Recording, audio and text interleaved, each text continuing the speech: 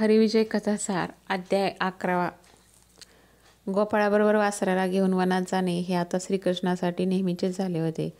आता वसंत ऋतू सुरू झाला होता. सगळीकडे उष्मा वाढला होता. गोप आणि वासरे यांना घेऊन श्रीकृष्ण यमुना तीरावर आला. सूर्य डोक्यावर आला होता आणि त्यामुळे उष्माही वाढला होता. सगळ्यांना खूप तहान लागली होती. गोप आणि वासरे श्रीकृष्णाला सोडून धावत धावत यमुना तीरावर आले आणि आपली तहान भागवण्यासाठी यमुनेचे पाणी प्यायले. हरीबरोबर नसेल तर दुःख प्राप्त होते. यमुनेचे पाणी पिताच गोप आणि वासरे गतप्राण झाली. यमुनेच्या पाण्यात कालिया नावाचा दुष्ट सर्प आला होता आणि त्यामुळे यमुनेचे पाणी विषासारखे झाले होते. हातात मुरली घेतलेला श्रीकृष्ण जेव्हा यमुना तीरावर आला तेव्हा त्याने पाहिले की गायी आणि गोपाळ गतप्राण होऊन पडले आहेत. आपल्या कृपाकटाक्षाने श्रीकृष्णाने त्या सगळ्यांना झोपेतून उठवल्यासारखे उठवले. कालिंदीच्या डोहात असलेल्या ह्या सर्पाचा संहार केलाच पाहिजे असा विचार जगदात्म्याच्या मनात आला. तो सर्प जिथे जाईल तिथे चराचर जीवांचा संहार करत होता. कालियाच्या डोळ्यातील विषामुळे आकाशातून उडणारे पक्षी मृत्युमुखी पडत होते. त्याच्या डोळ्यातील विखारामुळे आजूबाजूची वने जळून गेली होती. गरुडापासून स्वतःचा जीव वाचवण्यासाठी कालिया यमुनेच्या डोहात राहायला आला होता. पूर्वी एकदा सर्व सर्प गरुडाला शरण गेले होते आणि आम्हाला अभय द्या असे गरुडाला सांगितले होते. तेव्हा गरुडाने त्यांना सांगितले होते की भाद्रपद शुद्ध पंचमीच्या दिवशी तुम्ही आदराने विनायकाची पूजा करा तर मी तुम्हाला अभय देईल. एक रथभर अन्न आणि त्यावर एक उरक ठेवून तो प्रतिवर्षी गरुडाला देऊ लागले आणि सर्प निर्भय झाले. कालिया सर्पाने प्रतिवर्षीचा हा नियम मोडला. गरुडालाही समजले. तेव्हा त्याने कालियाला मारायचे ठरवले. त्या गरुडापासून स्वतःचा जीव वाचवण्यासाठी कालिया यमुनेच्या डोहात आला होता. कारण यमुनेच्या डोहातील जीवांना जर गरुडाने स्पर्श केला तर तो तात्काळ मृत्यू पावेल असे वचन यमुना तीरावर तपश्चर्या करणाऱ्या सौबरी महामुनीने यमुनेतल्या मत्स्यजीवांना दिले होते. सौबरी मुनींचे वचन काढल्यावर गरुडाने यमुनेतील जीवांना मारणे सोडून दिले होते. म्हणूनच कालिया सर्प आपला जीव वाचवण्यासाठी यमुनेच्या डोहात येऊन राहिला होता. त्या दुष्ट कालियामुळे यमुनेचे पाणी विषारी झाले होते. यमुनेच्या तीरावरचा एक कदंब वृक्ष तेवढा वाचला होता. गरुड जेव्हा सुधारसाचा घट घेऊन जात होता तेव्हा त्यांनी तो घट पळभरासाठी कदंब वृक्षावर ठेवला होता. त्यामुळे तो अमर झाला होता आणि म्हणूनच तो कालियाच्या विखारापासून वाचला होता. त्याच कदंब वृक्षावर श्रीकृष्ण चढला. डोंगरावर जसा सूर्य दिसतो तसा कदंबावर चढलेला श्रीकृष्ण दिसत होता. पितांबर परिधान केलेल्या 6 वर्षाच्या कृष्णमूर्तीने जेव्हा कालियामर्दन आरंभले तेव्हा सर्व गोप त्याला पाहत होते. श्रीकृष्णाने जेव्हा यमुनेच्या पाण्यात उडी मारली तेव्हा यमुनेचे पाणी 100 धनुष्य इतके उंच गेले. श्रीकृष्णाचे ते अद्भुत धाडस पाहण्यासाठी देवाने आकाशात गर्दी केली. शंकर, पार्वती, इंद्र, सची, ब्रह्मदेव, सावित्री ही सारी श्रीहरीचे कौतुक पाहायला आले.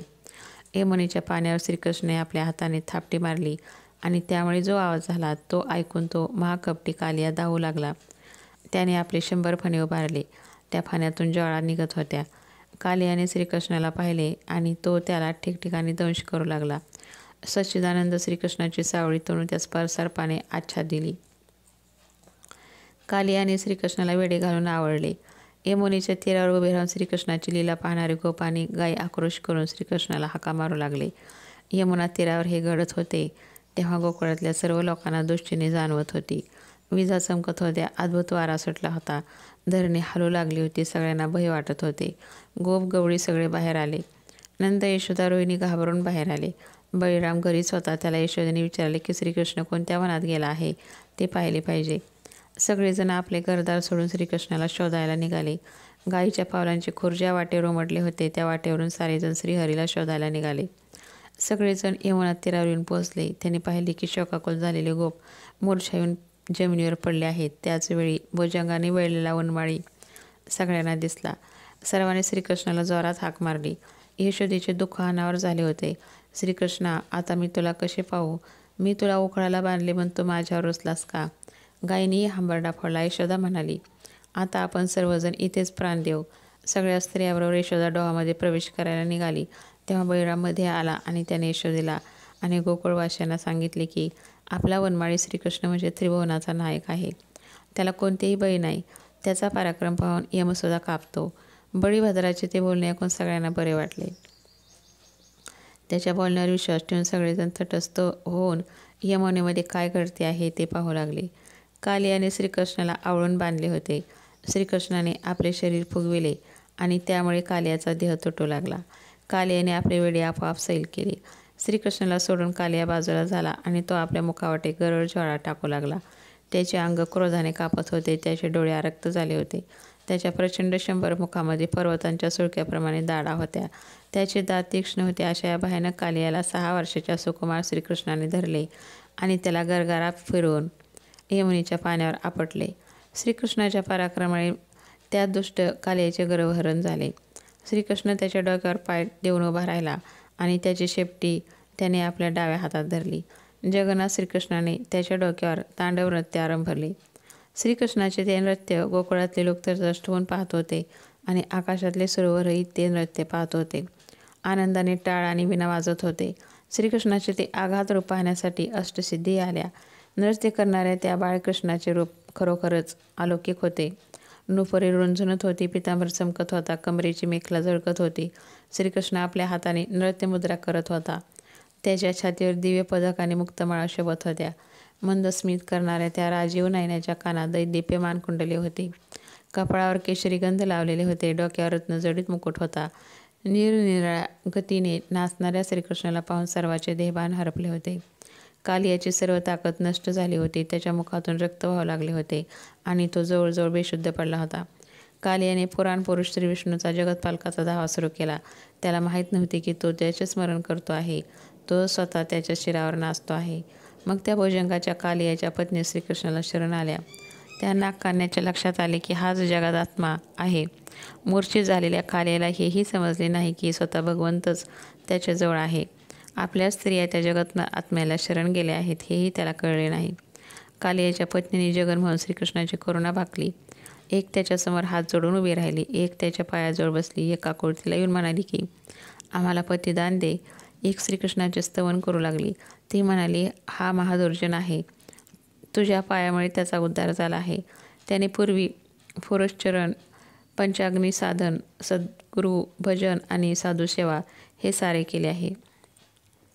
तो आम्हाला वज्रचूडी दान दे. तो अनंत ब्रह्मांड पालक आहेस. तू त्याचे अपराध पोटात घे. त्याला क्षमा कर. आम्ही अनाथ तुझी करुणा मागतो. पतिप्राणाची भीक मागतो. उरक कन्यांनी कलियाच्या स्त्रियांची करुणा ऐकून श्रीकृष्णाने कालियामर्दन थांबवले. मृतवत झालेल्या कालियाने हळूच डोळे उघडून पाहिले तेव्हा त्याला विमानात बसून श्रीकृष्णाचे स्तवन करणारे देव दिसले. आणि मग श्रीकृष्णाचे स्तवन करण्यासाठी कालियाने नररूप धारण केले. त्याच्याकडे क्षमा याचना केली. कामक्रोधाने मला घेरले होते. मत्सरदंभामुळे मला काही कळत नव्हते. त्यामुळे मी तुझे चरण ओळखू शकलो नाही. कालियाची याचना ऐकून श्रीकृष्ण त्याला म्हणाला, तू आता तुझ्या परिवाराला घेऊन सागरात निघून जा. ज्या गरुडाच्या भीतीमुळे तो ह्या यमुनेच्या डोहात लपून बसला होतास तो गरुड आता तुला मारणार नाही, कारण तुझ्या डोक्यावर माझ्या पदमुद्रा उमटल्या आहेत. तुला मी योग्य ते शासन केले आहे. कालिया मर्दनाची ही लीला जे गातील त्यांच्या वाटेला तू जाऊ नकोस. त्यांना तू दंश करू नकोस. श्रीकृष्णाचे बोलणे ऐकून कालियाने षोडशोपचार अर्पून श्रीकृष्णाची पूजा केली. त्याला प्रदक्षिणा घातली आणि त्याला म्हणाला की तुझी माझ्यावर कृपा असू दे. मग कालिया आपल्या परिवाराला घेऊन सागरात निघून गेला. तो गेल्याबरोबर यमुनेचे पाणी अमृताप्रमाणे शुद्ध झाले. श्रीकृष्ण मुरली वाजवत यमुनेच्या तीरावर आला. वनमाळी पाहून सर्वांना खूप आनंद झाला. आकाशात दुंदुभी गरजू लागल्या. श्रीकृष्णावर फुलांचा वर्षाव झाला. श्रीकृष्णाला पाहून यशोदा सद्गती झाली आणि आपल्या बाळाला जाऊन भेटली. श्रीकृष्णाला पाहून तिला पाना फुटला, डोळ्यातून आसरू व्हावं लागले. ती आपल्या सावळ्या श्रीकृष्णाला म्हणाली, कसा वाचून आलास? प्राण जाता जाता कोणीतरी मुखात सुधाराच घालावा आणि त्याचे प्राण वाचावे. तसेच झाले. श्रीकृष्णाने यशोदेच्या पायावर डोके ठेवले. नंदालाही खूप आनंद झाला. त्याने श्रीरंगाला आपल्या हृदयाशी धरले. श्रीकृष्णाने नंदालाही नमस्कार केला. बळीरामही श्रीकृष्णाला भेटायला धावला. श्रीकृष्णाचे मुख पाहून बळीरामाला हसू आले. बळीराम का हसला? हरीचा प्रताप जाणून त्याने शोक केला नव्हता. त्रिभुवनाच्या त्या नायकाला पाहून गोपिकाही सद्गतीत झाल्या. त्यांचा आनंद लपून राहत नव्हता. गोकुळातल्या सर्व लहान थोर गवळ्यांना परात्पर सोयरा श्रीकृष्ण भेटला. देवांनाही दुर्लभ असलेला श्रीकृष्ण गोकुळातल्या लोकांसाठी मात्र सुलभ होता. सूर्यास्त झाला. गोकुळातल्या लोकांनी यमुनेच्या तीरावरच वस्ती केली. सगळे लोक निश्चित मनाने झोपी केले. पक्षी आपापल्या घरट्यात परतले. भोंगे मध सेवन करण्याच्या नादात कमळामध्ये बंदिस्त झाले होते. रात्रीचा दुसरा प्रहर सुरू झाला. अनेक श्वापदे त्या ठिकाणी येऊ लागली. पक्ष्यांचे नाना ध्वनी ऐकू येऊ लागले. वनदेवता, गंधर्व आणि यक्षिणी हे सारे जण आले आणि त्याने त्या महावनात गोंधळ घालायला सुरुवात केली. भूते, प्रेते, पिंगळे, घुबडे ह्यांचे ओरडणे ऐकू येत होते. तो वसंत ऋतू होता आणि कालियाच्या फुत्कारामुळे तेथील झाडे आधीच वाळून गेली होती. हवेत उष्णता होती. अचानक अद्भुत वारा सुटला आणि त्या वनाचा असमत ज्वाळाने वेढून गेला. पळून जायलाही कुठे जागा उरली नाही. सगळेजण जागे झाले. यशोदाही जागी झाली. माझ्या कृष्णाला आता मी कुठे लपवू? या आगीपासून त्याचे रक्षण कसे करू हे तिला कळेना. गवळी गवळणी चिंता करू लागले. आपला श्रीकृष्ण ह्यातून कसा वाचेल हे त्यांना कळेना. त्यांनी वैकुंठनाथाचा धावा सुरू केला. त्या साऱ्यांची चिंता पाहून कमलनयन श्रीकृष्णाच्या मनात दया उपजली. त्यांनी सर्वांना सांगितले की तुम्ही सर्वांनी तुमचे डोळे झाका. श्रीकृष्णाच्या सांगण्यावर विश्वास ठेवून सगळ्यांनी आपापले डोळे झाकले. मग त्या श्रीकृष्णाने आपले विराट स्वरूप धारण केले आणि आपले तोंड वासून 12 गावापर्यंत पसरलेला तो अग्नी उष्णरथात गिळून टाकला. मग आपले पूर्वरूप बाळकृष्णाचे रूप घेऊन त्यांनी सर्वांना डोळे उघडा असे सांगितले. सगळ्यांनी डोळे उघडले. आगीचा लवलेशही कुठे दिसत नव्हता. सगळेजण श्रीकृष्णाला म्हणाले की तुझा महिमा आम्हाला समजण्यापलीकडचा आहे. इतक्यात पहाट झाली. यमुनेवरून वारा वाहू लागला. आकाशात शुक्राची चांदणी दिसू लागली आणि अरुणोदय झाला. जणू अज्ञानाचा अंधार सारून ज्ञानाचा उदय झाला. पक्षी उडू लागले. कमळातले भ्रमर बाहेर पडले. निशाचर मात्र लपून बसले. कावळे आणि कोंबडे ओरडू लागले. चिमण्यांचा चिवचिवाट सुरू झाला. सर्वांनी आपापले नित्यकर्मे करण्यास सुरुवात केली. घराघरातील स्त्रियांनी सडा समार्जन करून आंघोळी केल्या आणि त्या गोदोहन करू लागल्या. यमुना तीरावर असलेले सर्व गोकुळवासी वाद्यांच्या गजरात श्रीकृष्णाला घेऊन गोकुळाकडे निघाले. गवळ्यांनी अत्यंत आदराने श्रीकृष्णावर पालव छत्री धरली. 6 वर्षाच्या त्या श्रीकृष्णमूर्तीने कपाळावर त्रिपुंड्र रेखला होता. सर्वांगाला चंदन लावले होते. त्याच्या हातात चिमणी उरली होती आणि त्यातून चिमणी स्वर निघत होते. त्याच्यापुढे चिमणी गोप चालले होते. गोकुळात पोहोचल्यावर गवळणीने श्रीकृष्णाची आरती केली. यशोदेने निंबलोन केले आणि त्याला आपल्या कडेवर उचलून धरले. श्रीहरीचे सर्वच अवतार उत्तम आहेत, पण ह्या अवतारात तो अद्भुत लीला करणार आहे, ज्याचे वर्णन शेषालाही करता येणार नाही. हरिविजय हा ग्रंथरूपी नौकेवर तुम्ही भाविकांनी लगेचच बसा. ह्या नावेचा नावाडी सद्गुरुनाथ आहे. कवी श्रीधर म्हणतात की ब्रह्मानंद स्वामीचे चरण म्हणजे सुवासिक कमळ आहे. त्या कमळातल्या मधाचे सेवन मी भ्रमराप्रमाणे करत आहे. हा हरिविजय ग्रंथाचा 11वा अध्याय पूर्ण झाला. जय श्रीकृष्ण.